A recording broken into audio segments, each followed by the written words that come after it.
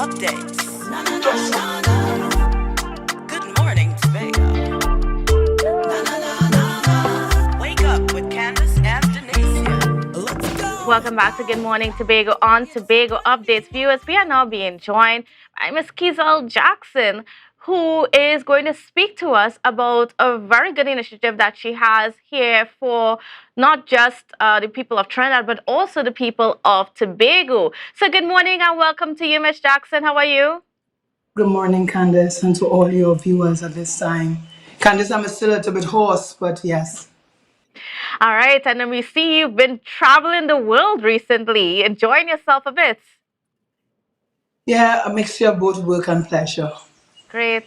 Now, let's talk about an initiative that you're hoping to roll out here in Trinidad and Tobago, and that has to do with a school book card initiative. Candace, that initiative, as you know, I'm a former tutor at the UWI. I'm also a former principal and a former guidance counselor. So education is very much akin to me.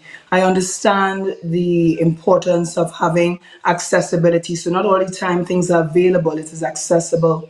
And the power of the book and the power of having the tools necessary to equip every child with that level of equity as well as confidence to know that they're going into the academic year well equipped. So to those single parents, that is not only single mothers, but single fathers as well, that are in abject poverty, that cannot afford, some of these textbooks are very expensive, exceeding 200 and something dollars per textbook. It may be an insurmountable task. I am here to help. So the card says Kezel Jackson Cares, and it's exactly what I am. Mhm. So, how would this card work? But we have different mediums to make sure that all can enjoy it easily without the headache. So we also have the digital rollout of cards. We have the traditional cards, of course. We have the voucher. So my team is in conversations with the bookstores at this time to make sure that all have the ease of access in order to be able to redeem their card. And how do people qualify for the cards? All right. We already did some means testing because you know I have been walking the ground. I am very much in close relations and close connection as to what is happening in some of these areas. We are targeting approximately 180 areas that are in abject poverty, that are usually, I would say, they are marginalized, they are forgotten by many. Now, for these areas, I'm asking my team, I have a team set up because the task is more than me. So I put a team together so that we can look at the social media. Even if you are not on a social media platform, but someone may know of some person, some single parent that needs the help, you can also make such a recommendation. We will review, I asked not longer than a paragraph. We will review your request, and in reviewing your request, we cannot accommodate everyone because, as I say, it's 180 areas. We are trying to see how much we can facilitate with this initiative. And then, what is the value of the cards that you are giving out? Each card is valued at 1,000 TT dollars. Mhm. And when would people be able to access these cards? This card will be rolled out as early as next week, but stay tuned to all the mediums. I'm using also the mass media, that is television, radio, as well as print media, newspapers. So everyone will be quite cognizant of where and what will be taking place, very orderly and strategically done to make sure that those that are in need get the help directed to them. Now, and you also said that the cards are for. I mean, you want to make sure the cards really do get to those people that are in need, and I want you to elaborate on that a little bit. When I say need, I'm speaking about those in abject poverty. I'm speaking about those single mothers and single fathers that do not have the means or access in order to attain these books for their children to be able to enter into the new academic year. When we target the areas specifically, you understand that these areas are encompassed with a community of poor people, but there are different categories of poor, as sociology will explain to you. I am dealing with the abject poor, those that are marginalized, ostracized, and forgotten, that cannot afford. I'm telling these children that are probably watching your program now and the parents that are watching, there is hope. You also said that some of this is available for people in Tobago as well, so it's not just Trinidad. Yes. Actually, I'm doing something quite different this year. So the first rollout will be as early as next week, and we start in the beautiful little paradise of Tobago. Normally, Tobago is always left for last. I just change it up a little bit, and I say, why not start in Tobago first?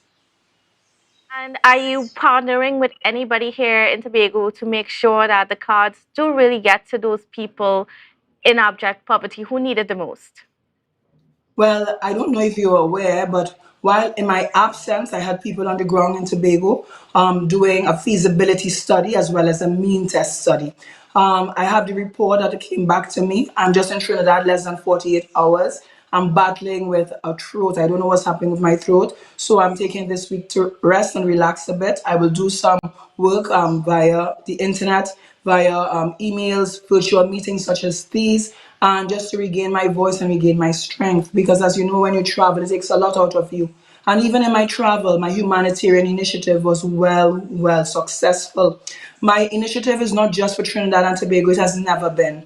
I have been a philanthropist for the last 15 years, thanking God for His mercy, thanking God for His gifts. As I say, to whom much is given, much more is expected.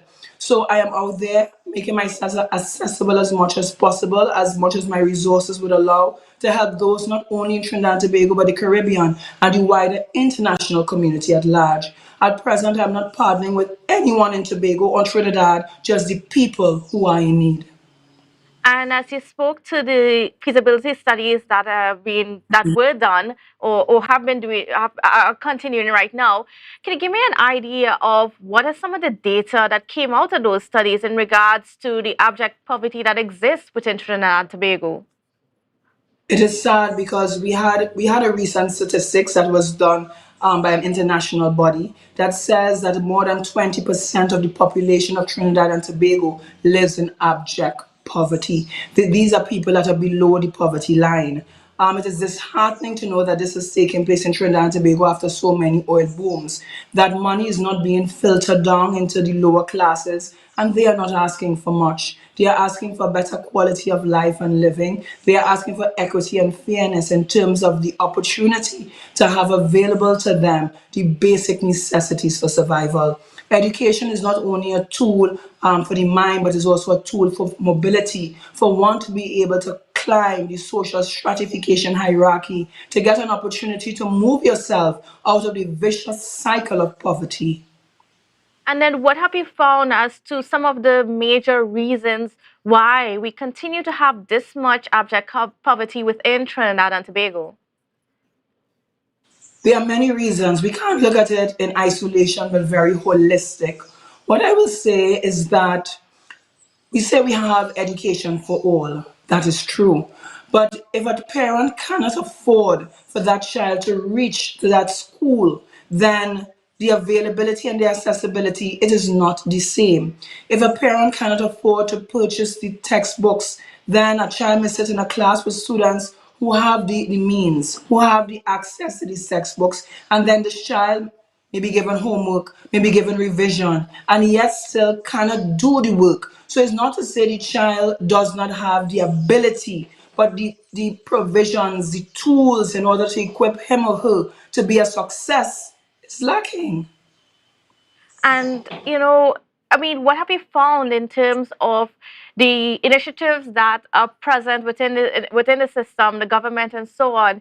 As to the reasons why that those social initiatives don't reach down to those people that really need it the most. Well, in Trinidad, we have a culture of friends, family, and finances. We have a culture of corruption. We have a culture that is sometimes a free for all. Because most times, some of these things are available, but the people that really need it do not attain it because you are not a friend, family, or a close associate. It's a sad state that we are in, but we must begin to restructure our culture, restructure our way of thinking, and continue to be our brothers and sisters' keeper. When we move away from the basic attitude, the self serving attitude, and we recognize that everything we are accountable to God. We are here for a temporary time. So why hold on to try to say something is permanent that is temporal, Candace? Certainly. Well, Ms. Jackson, as we're getting ready to wrap our conversation this morning, I would just like you to reiterate that information as to how people can get connected with you and how those that really need it can access those cards for school books. No problem. Yes. To all single parents and to all viewers that may know a single parent or a single mother, a single father that is living in abject poverty and you cannot help, you can. This may be your mean in which you can help that person by connecting with me via all my social media platform. My social media platform is just one name. I'm Kezel Jackson on all platforms. You can send requests on multiple platforms because I have different people that are assigned to different platforms. So I'm asking you, don't send one request. You can send the request on various platforms so that it is increasing numbers so that I'm sure you will be seen and your requests will be viewed. I asked my team to review every request. I've increased my human capital in terms of persons that are assigned to this task so that we will be able to cover the number of persons.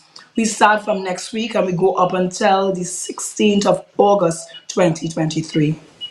All right, I want to thank you so much, Miss Jackson, and Well, it's especially Jackson thank you and for being Jackson. able to do this for the people Candace, of it is Trinidad and Jackson Tobago. and Jackson today. It is Kezel Jackson and Candace Jackson today. Yes, Yes? certainly. Jackson Squared.